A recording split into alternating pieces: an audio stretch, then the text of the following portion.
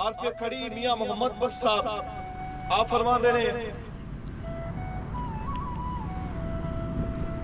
ਕਿ ਦੁਨੀਆ ਦੀ ਮਿਸਾਲ ਦਿੰਦੇ ਨੇ। ਇਹ ਮਿਸਾਲ ਨਾ ਤੇ ਕਿਸੇ ਰੋਹ ਤੇ ਨਾ ਕਿਸੇ ਗੰਨੇ ਦੀ ਹੈ। ਗੱਲ ਇਹਦੀ ਨਹੀਂ ਹੈ, ਗੱਲ ਕੀਤੀ ਉਹਨਾਂ ਰੋਹ ਤੇ ਕਿਸੇ ਗੰਨੇ ਦੀ ਹੈ। ਲੇਕਿਨ ਜਿੰਦ ਔਰ ਇਨਸਾਨ ਦੀ रूह और इंसान की जिंदगी की गल है। तो गल मियां साहब ने हमेशा कुरान ते हदीस का तर्जमा करके कीती है। ते आप फरमाते ने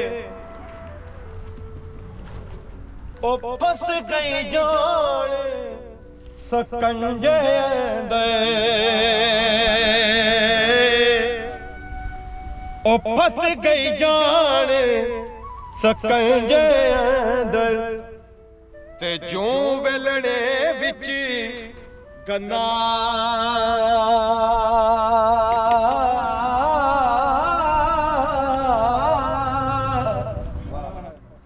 अराया के गुण ओने मुहम्मद ते जेरे में ते मन्ना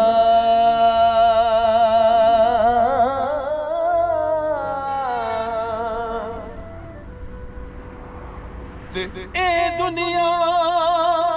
दी असंगति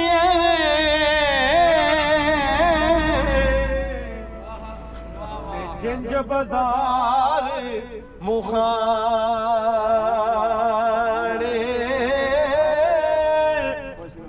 उत्ते खंड उत्ते खंड चढ़ाई वेखो ते अंदर चढ़े पुराने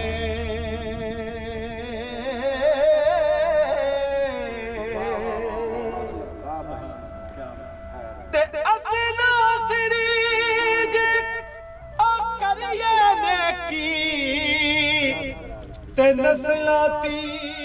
निपुल दे बाबा जी ओए पटी असलाते करिए ने की ते पुठिया चाला चल दे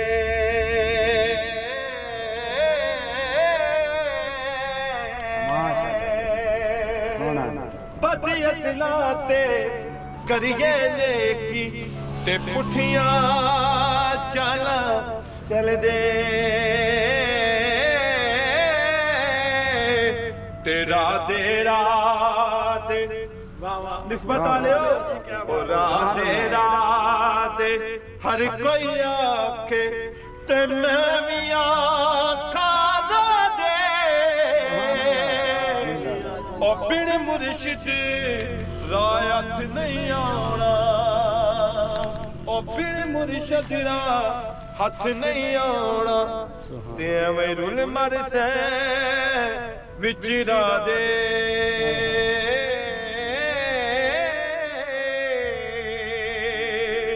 फिर गल दोबारा पहले वाली करनी है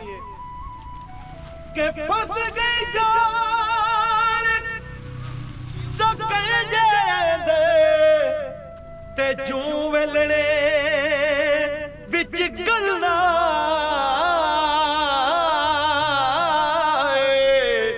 और रोया के हुण रे मुहम्मद और रोया के हुण रे मुहम्मद ते जेर में ते मन्ना